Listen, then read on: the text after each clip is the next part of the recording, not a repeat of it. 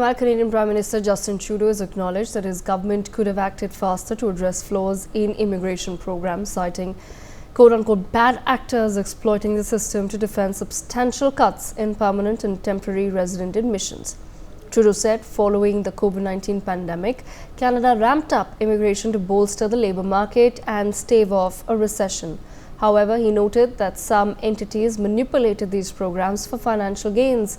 He also criticized colleges and universities for using international student programs to boost revenues and scammers for preying on vulnerable immigrants with false promises of citizenship.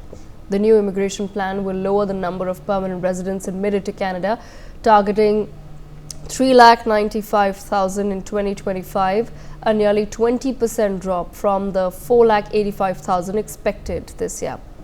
Temporary immigrants, including international students and foreign workers, will also see reductions, with numbers falling to 4,46,000 annually by 2025 and 2026, and just 17,400 new non-permanent residents by 2027.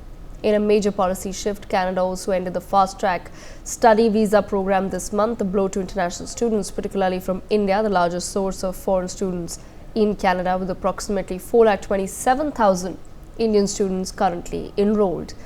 Trudeau framed the cuts as necessary to address Canada's housing crisis and the cost of living issues. My colleague Belly Thomas with us on the broadcast. Belly, take our viewers through the details. Justin Trudeau now making some tough decisions in order to prevent further domestic backlash against the surge in immigration witnessed in Canada. Devika, Justin Trudeau's this admission came in a 7-minute YouTube video that was released on Sunday, detailing changes to the Canada's immigration policies and the reasons why his government decided to put them into place. So, following the COVID-19 pandemic, Trudeau stated that his country, Canada, had ramped up immigration to bolster the labour market and starve off a possible recession. And however, he noted that because due to this, some entities whom he quoted as bad actors manipulated these schemes and programs for their profits and financial gains, and they exploited, is what he said. And he also said that the post-pandemic, the boom after the boom cooled down, and the businesses needed no longer the additional labor help. The federal team has formulated these policies so that a lot of people would be not given citizenship in Canada. So he also criticized the colleges and the universities for luring students, and also getting the scammers for preying or vulnerable immigrants with false promises that they would be getting citizenship in this country. So the new immigration plan will lower the number of permanent residents admitted to Canada, targeting 3,95,000 in 2025, nearly 20% drop from 4,85,000 expected this year. Temporary immigrants, including international students and foreign workers, will also see reductions, with this number falling to 4,46,000 annually by the year 2025 and 26, and just 17,400 new non-permanent residents by 2027. Devika. Right, absolutely. Belly, thank you so much for joining us on the broadcast with those details. Do we have Arvind Tejawat with us?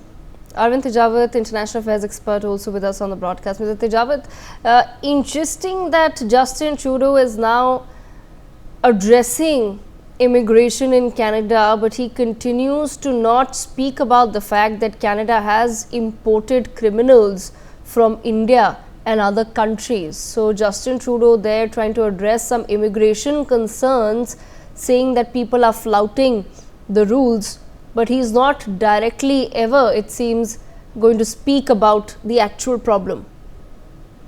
Right, Devika, you are absolutely right. And I believe that Justin Trudeau is playing childish. And you see, actually, even the people like Elon Musk have said that because of the Trudeau's policy, the Canadian economy is going to drop by the 1.5%, which is a great amount, you see, and it will back the country. So Justin Trudeau policy is not succeeding at all. And even the Canadian people are not happy with the Justin Trudeau at all.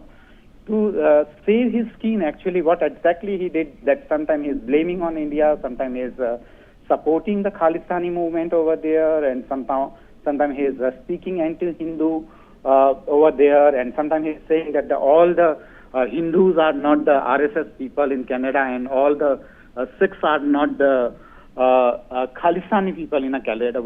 Such kind of statement he is making. But here it is clear that what the Justin Trudeau is doing is not mature enough, and it will harm the Canadian economy.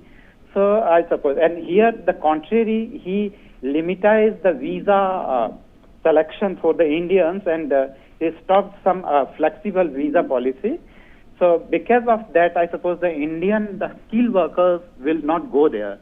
So at a long term, it will not good for the Canada. And it is good for, contrary, it's good for the Indian economy, because these skilled laborers will stay here in India, the engineers, doctors, and in some other sectors.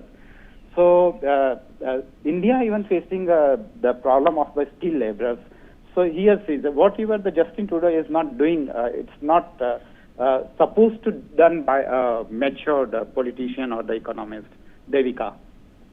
For more such videos, subscribe to the NewsX YouTube channel, hit the bell icon.